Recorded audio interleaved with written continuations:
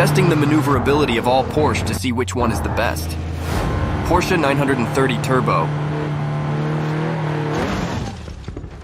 It's too old. 2023 Porsche Cayenne Turbo GT. Way too heavy. 2014 Porsche Panamera.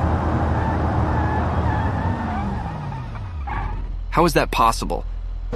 Porsche 996 Carrera 4S. Poor handling. Porsche 992 Turbo S.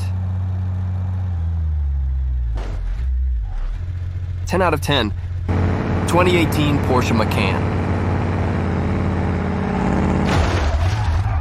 Too heavy as well.